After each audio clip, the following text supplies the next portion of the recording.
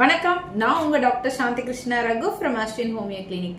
நிறைய பேர் இந்த அல்சருக்கு மருந்து இல்லைன்னு நினைச்சிட்டு அல்சரோடைய வாழ்நாள் ஃபுல்லும் வாழ்றத நான் பார்த்துருக்கேன்.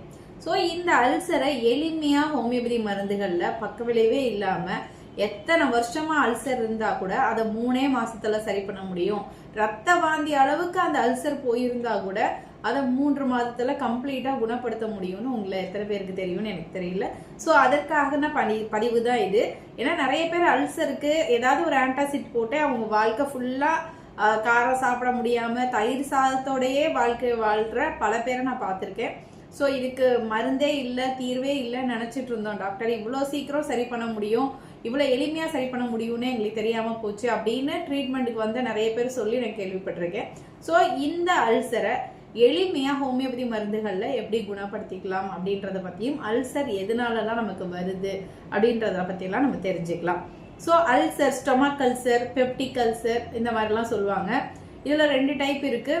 கேஸ்ட்ரிக் அல்சர்னு வயிறு புண்ணாகிறது, அடுத்து டியோடினல் அல்சர்னு டியோடினம்ன்ற நம்ம ஸ்டொமக்கோட முன்பகுதி புண்ணாகிறது. ஸோ இந்த அல்சர் பார்த்தோம்னா மோஸ்டா வந்து ஹைச் பைலோரை அப்படின்ற ஒரு கிருமினால தான் வருது, பாக்டீரியானால.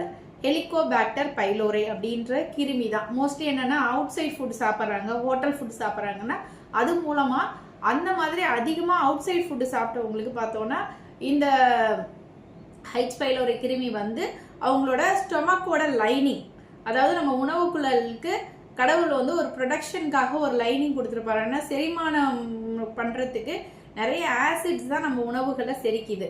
ஸோ அந்த ஆசிட் வந்து வயிறை புண்ணாக்கிராம இருக்கிறதுக்காக ஒரு லைனிங் மாதிரி மியூக்கஸ் லைனிங் கடவுள் கொடுத்துருக்காரு.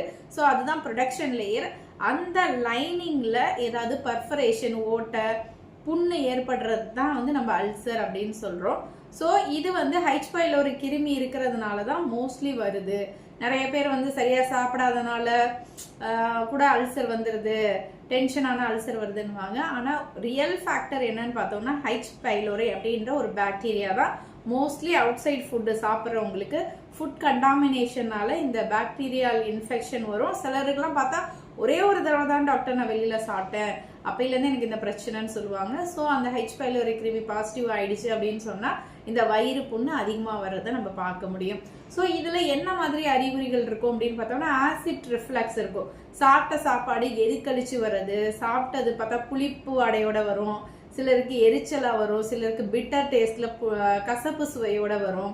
அப்புறம் பார்த்தா நெஞ்சு எரிச்சல் இருக்கும், வாந்தி வர மாதிரியான உணர்வு இருந்துகிட்டே இருக்கும், நிறைய பேர் வாமிட் பண்ணிடுவாங்க.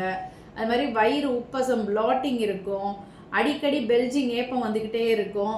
சிலருக்கு கேஸ்ட்ரிக் பெயின் ஏற்படும், கேஸ் பெயின், அதாவது வாயு குத்தல்னு சொல்லுவாங்க, வாயு பெயின் ஏற்படும். சிலர்லாம் பார்த்தா அடிக்கடி நெஞ்சு வலிக்குதுன்னு அவங்களுக்கு நெஞ்சு வலி எதுவுமே இருக்காது, அல்சர்னால அந்த நெஞ்சு வலி மாதிரி மிமிக் பண்ணும். ஸோ அந்த மாதிரி அடிக்கடி சின்ன வயசுலயே பார்த்தா எனக்கு நெஞ்சு வலிக்கிற மாதிரி இருக்கு அப்படின்னு சொல்லி நிறைய பேர் போய் இசிஜி எடுத்து பார்ப்பாங்க, ரிப்போர்ட் நார்மலா இருக்கும்.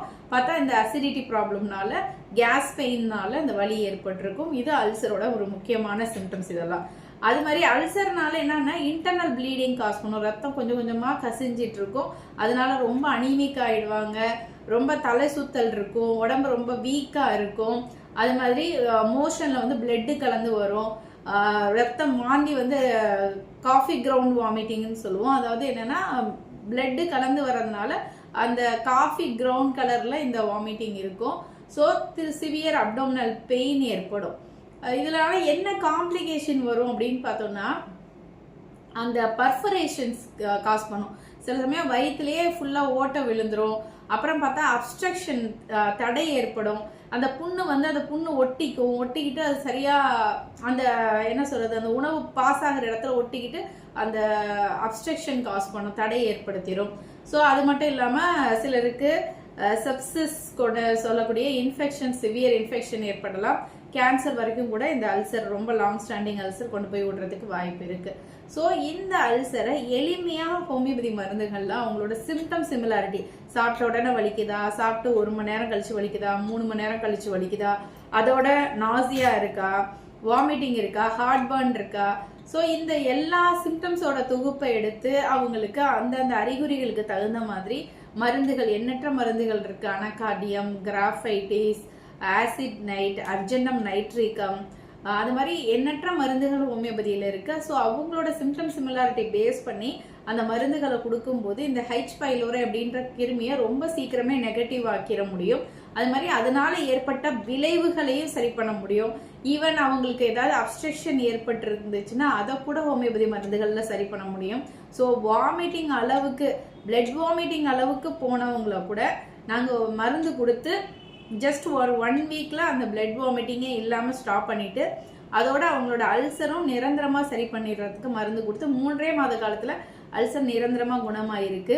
ஸோ எந்த விதமான பக்க விளைவுகளுமே இல்லாம ரொம்ப எளிமையா சிம்பிளான மருந்துகள் மூலமா அல்சரை ஹோமியோபதியில எளிமையா குணப்படுத்த முடியும். அது மாதிரி H. pylori கிருமியை நெகட்டிவ் பண்றதுக்கு நம்ம முட்டைக்கோஸ் வாங்கி அதோட 2 தோலை உரிச்சிட்டு, ஏன்னா நம்மளுக்கு நிறைய பூச்சி மருந்துகள்லாம் போடுவாங்க, 2 தோலை நல்லா உரிச்சிட்டு அதை நல்லா அலசிட்டு சின்ன சின்னதாக கட் பண்ணி ஒரு 2 கிளாஸ் தண்ணி ஊற்றி நல்லா அரைச்சி சாறு புழிஞ்சு எடுத்து அந்த சாரை காலையில் எம்டி ஸ்டமக்கில் கொஞ்சம் தேன் கலந்து குடிச்சிட்டு வரலாம்.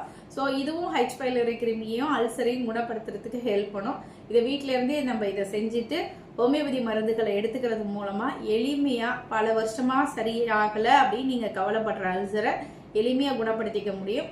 ஸோ இனிமேட்டும் அல்சர் இருக்குன்னா அதோடய வாழாதீங்க, அதோடய வாழ்ந்து பழகிக்காதீங்க. சத்தான உணவுகளை, காரம் இருக்கு அப்படின்னு சொல்லி எல்லா உணவுகளையுமே அவாய்ட் பண்ணிட்டு வெறும் பருப்பையும் தயிரையுமே சாப்பிட்டு வாழ்ந்துட்டு இருக்காம இனிமேட்னாச்சும் உங்க அல்சரை எளிமையா குணப்படுத்திட்டு எல்லா உணவுகளையும் நீங்க சாப்பிடணும் அப்படின்றது தான் என்னோட ஆசை. ஸோ இதெல்லாம் தெரிஞ்சு நீங்க பலனடையணும் கேட்டுக்கிறேன். நன்றி.